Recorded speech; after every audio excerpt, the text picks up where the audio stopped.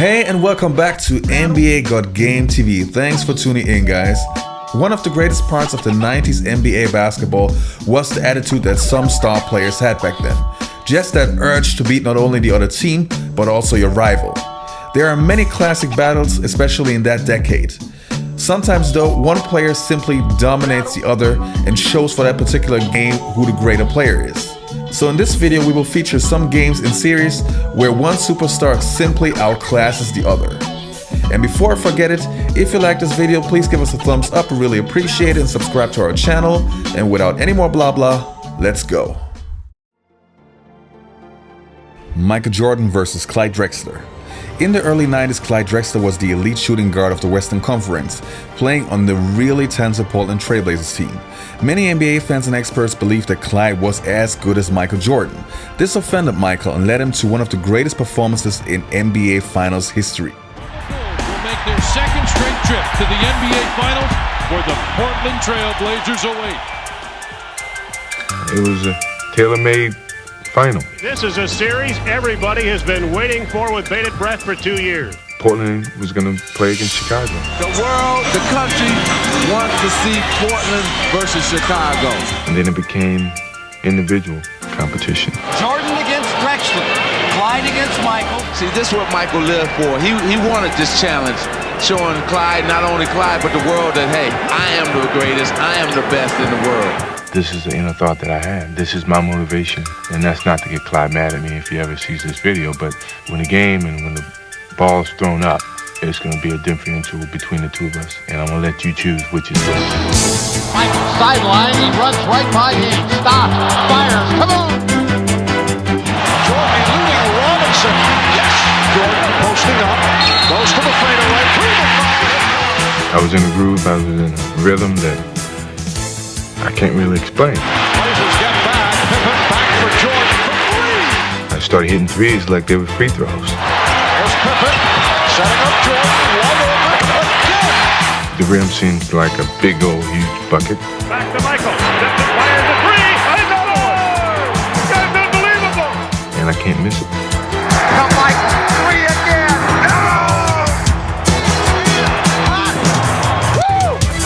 Stolen by Pippen, 2 men to beat, right for the basket. Stolen by Jordan! Jordan with his magic carpet threw it down. He's everywhere, he's everywhere. This place is pandemonium. Grant for the rebound out of Paxton. Now the Jordan fires another three. Oh no! I don't believe it. 3-pointers from Jordan. What in the world is going on? There's Jordan for three. Yes! Did you see that one? Michael indicating he can't believe it. After a while, I just looked at Marvin and Magic and those guys. What can I say? I mean, it's not me. It's just a moment. This is the greatest performance, maybe ever, in the history of this league. Even though Clyde had 2 good games in the series, Michael outclassed him simply by averaging 35 points to Drexler's 24. Hakeem Olajuwon versus David Robinson in the 1995 Western Conference Finals. Hakeem played a really good season and felt that he was the best player in the world. When David Robinson received the MVP award just before the Western Conference Finals, Hakeem took it personally. I think deep down inside, with his personal pride, it gave him some extra fire. Hakeem, who has the heart of a champion, you know he'll respond tonight. He will respond. Shouldn't have ever given that award out before the series started.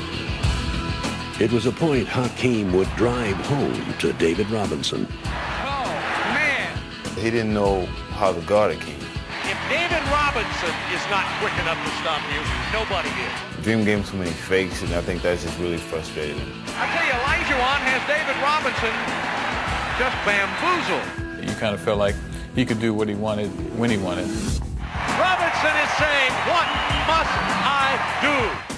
When he made that one shot where he wasn't even looking at the basket, he just finger rolled it behind his head, and when I said, well, somebody's in trouble for them. You know, it's going to be a long night.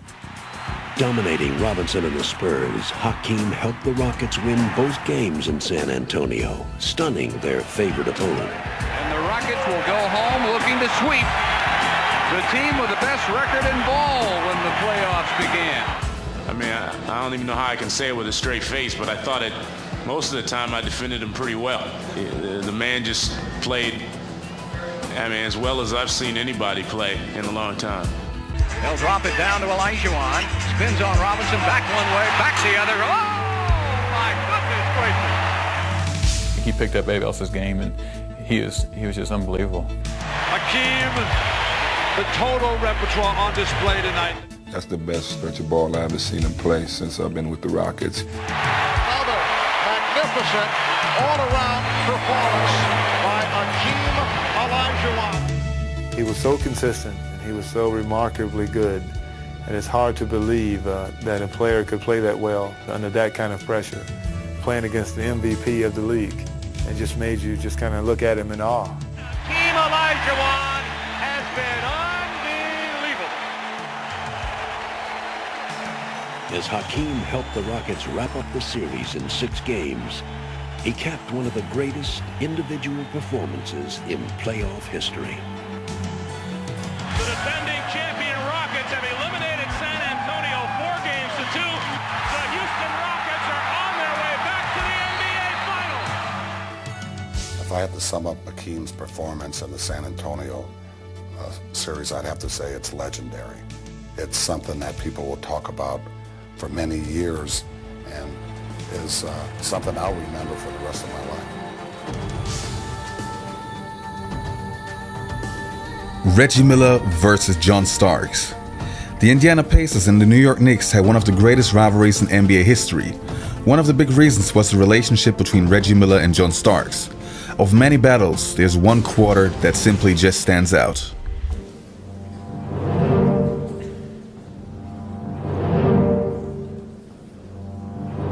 Before the game, for sportsmanship, I go out to shake John Starks' hand, and he wouldn't even shake my hand. So I'm like, what's up with that? I had no problems with John before that, so I was like, oh, okay, I see what's going on here. And from that point on, I made it a mission. I'm gonna embarrass this kid.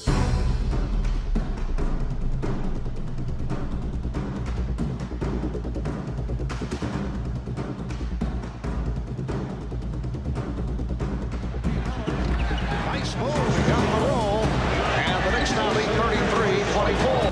The Knicks 38, the Pacers 28. 3 minutes remaining, first half. Miller putting the move on Starks. Reggie Miller, beautiful shot on a fadeaway jumper, as he usually does here. Knicks lead 57-43. They have led all the way. They open the game with a 15-2 lead. Here's Miller for 3. Reggie Miller getting the room and was able to knock down the three-pointer. The Knicks lead by 8. A new 24 for the Pacers. Starks trying to draw the foul. The official, Joe Crawford, did not go for it. Put it down. Fleming and Miller in the backcourt. Here's Miller. Yes. That's the cure-all ice to it, and he appears to be fine, and he will be able to come back. The ball has been a major factor. Miller open again. Was put on the line. Wrong at this point. That's 3 entry passes that LaSalle Thompson has picked off. Well, it's twofold. It's the passer not getting low enough below the free. Look at this shot. And he hits it. It's a 3-pointer in this fourth quarter. 5 minutes into the fourth. Here's Miller again. Crowd wanted to travel on the key. Miller pops and hits again. 35 for Reggie Miller. 14 of 26 from the field. 21 of the 35 have come here. Michael Jordan versus John Starks. And yes, it's John Starks again. He didn't shy away from battles, that's why he was such a great player. But battling Michael Jordan isn't always the easiest. When Michael Jordan returned in 1995, Starks had to experience it again. Prior to his premature retirement, nobody guarded Michael Jordan straight up better than John Starks. Now Starks would have another chance to display his defense against Jordan. But it was clear from the beginning that on this night, there would be no stopping Michael. Michael Jordan as the jump shot falling here tonight. That first quarter, I knew we had something more. when I started hitting all the jump shots, and I could read Starks' every move. You know, I basically had him at my disposal in a sense. They're going to keep going to the well with Jordan and Starks. My, oh my. It was like Starks wasn't even there. And he continued his onslaught from just about everywhere on the court. Jordan off the turnover. Puts the move on Starks. Yes, and it counts. Michael Jordan with his most spectacular basket of the half. In just the 5th game of his comeback, he was already looking like the Jordan of old. So I came in with some low expectations, and next thing you know, they grew to be huge expectations. And here's the post-up by Jordan. Off the spin! Would he have made that look any easier? And did you ask, is he back? Oh, come on! Michael was clearly enjoying his command performance on Broadway, but his arch rivals were intent on stealing the show. Starks and the Knicks, rising to the occasion, kept the game close in the second half. But as it turned out, Jordan had been just getting started. Down the stretch, he elevated his play even higher, making one shot after another. Michael Jordan with 49 points as his third quarter winds down. And Michael Jordan with 51 points. That's the record of the most points scored against the Knicks at Madison Square Garden. 53 points for Michael Jordan. Jordan working on Starks. Got him in the air. Michael Jordan has 55. He had to work for them. With the score tied in the final seconds, the Knicks had no doubts as to who would get the call for Chicago. Jordan had 55 points already, and New York crafted their strategy to stop him on the final play. But Michael had always possessed a keen sense of drama, and in this, his return to center stage, he gave the audience a surprise ending. Michael finds the open man. Wellington with a jam. 3.1 remaining. Time out, New York. That was outstanding. But even Jordan had to admit that the game's finish was not exactly what he had in mind. You know, I'd be lying if I said I came out to pass the ball. You know, I came out here to score, and I was going to make them stop me.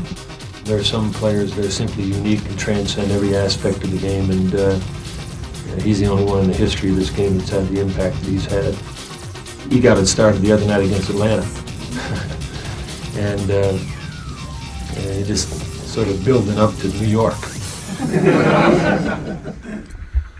Hakeem Olajuwon versus Shaquille O'Neal. When the Houston Rockets made it to the finals in 1995 as an 8th seed, the Orlando Magic and Shaquille O'Neal didn't take them seriously. Shaq recorded his new rap album just before the finals started, no worrying about the Rockets. After the Magic led by 20 points in the first half of Game 1, Hakeem took over. The hand-to-hand combat that goes in there in your first hand there, what's it like, Shaq? Hakeem Olajuwon had everything. You know, most all the other centers, at best, they got 2 or 3 moves. But Hakeem, he was very unpredictable on the block. You know, you thought he was going right, he would go left. You thought he'd shoot a jumper, he'd come with the up and under. And mentally, he was a guy you couldn't break. Like all the other guys I say something about in the paper, especially the Georgetown boys. You know, I say something about Alonzo, Dikembe, they get mad, you know how they play. But, you know, you say something about Hakeem or you throw Hakeem a ball, he just look at you and go, nice move, big fella. And, you know, I met with him in the finals, 94, 95? Right. And he just, you know, he was the first guy to actually embarrass me because I really didn't know what he was going to do. You know, you watch his tape and, you know, he faces up, he shoots a jumper, but when you're there, if that double ain't coming, you will score.